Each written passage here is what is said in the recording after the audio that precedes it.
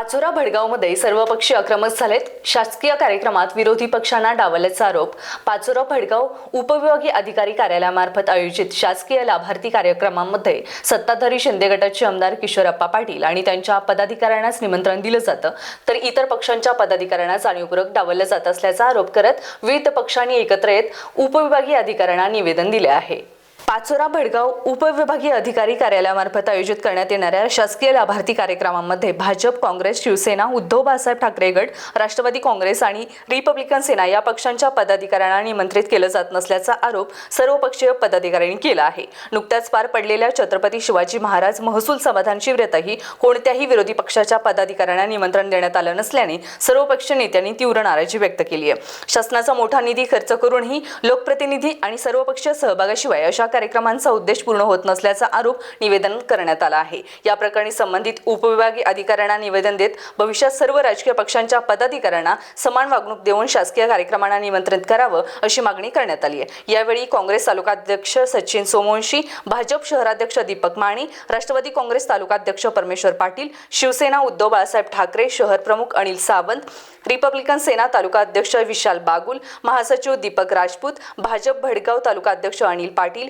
विनोद नेरकर, युवा मोर्चाचे चेतन पाटील, योगेश ठाकूर, काँग्रेस अल्पसंख्याक तालुकाध्यक्ष इरफान मणियार, ओबीसी सेल अध्यक्ष शरीफ शेख, सादिक मणियार यांच्यासह विविध पक्षांचे पदाधिकारी उपस्थित होते। शासकीय कार्यक्रमामध्ये सर्व राजकीय पक्षांच्या पदाधिकाऱ्यांना समान संधी आणि निमंत्रण मिळावं या मागणीसाठी पाचोरा भडगावमध्ये विविध पक्ष प्रथमच एकत्र आल्याचं चित्र पाहायला मिळालं। दरम्यान या आरोपानंतर उपविभागीय प्रशासनाची अधिकृत भूमिका अद्याप समोर आलेली नाही। पाचोरा तालुक्यामध्ये, पाचोरा आणि भडगाव तालुक्यामध्ये गेल्या काही वर्षांपासून जे शासनाचे लाभाचे जे कार्यक्रम होतात की जनतेला लाभ दिला जातो, तो शासनाचा कार्यक्रम असतो। शासकीय कार्यक्रम हा प्रशासनामार्फत राबवला जातो, पण शासन हे सर्वांचं असतं आणि यासाठी सर्वपक्षीय जे असतं व त्यामुळे या ठिकाणी आम्ही जेव्हा SR असतं, जेव्हा आम्हाला मतदानाचं बूथ असतात, त्यावेळेला पोलिंग बूथ असतात, त्यावेळेला सर्वपक्षीय तुम्ही या ठिकाणी निमंत्रण दिलं जातं। आत्ताच नुकतंच एक छत्रपती शिवाजी महाराज जे समाधान शिबिर झालं, महसूल समाधान शिबिर, याच्यामध्ये भाजपपासून भाजप, काँग्रेस, राष्ट्रवादी, रिपब्लिकन सेना या सर्व पक्ष, शिवसेना या पक्षांना कोणत्याही पक्षाला बोलवलं नाही। एक विशिष्ट या ठिकाणी जे आमदार, सत्ताधारी आमदार जे आहेत शिंदे गटाचे किशोरप्पा पाटील यांचे प्रमुख पदाधिकारी त्या ठिकाणी असतात, पदाधिकारी, आणि ते स्वतः असतात। बाकी इतर कोणत्याही पक्षाच्या कोणत्याही कार्यकर्त्याला, भाजपाचा का असेना, तो सत्तामध्ये असून देखील त्यांना कोणालाही निमंत्रण दिलं जात नाही।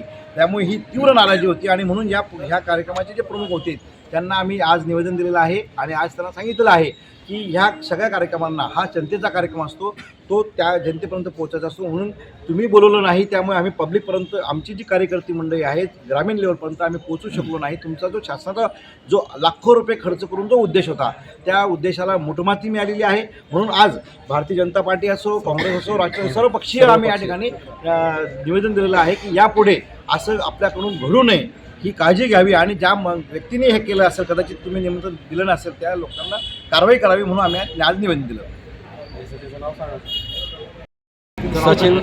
सचिन दादांनी जे बोललेलं आहे ते अगदी खरं आहे। हो, आम्ही तर म्हणजे सत्तेत असताना सुद्धा आमच्या कोणत्याही पदाधिकाऱ्याला शासनाकडून निमंत्रण नाही। हो, त्यांनी या गोष्टीची दखल घ्यावी म्हणून आज आम्ही प्रांत साहेबांना निवेदन दिलेली आहे। हो, त्यांनी यापुढे तरी दखल घेऊन सगळ्यांना निमंत्रण पत्रिका देणे आणि फोन लावून सणावरून बोलणे हीच आमची अपेक्षा आहे।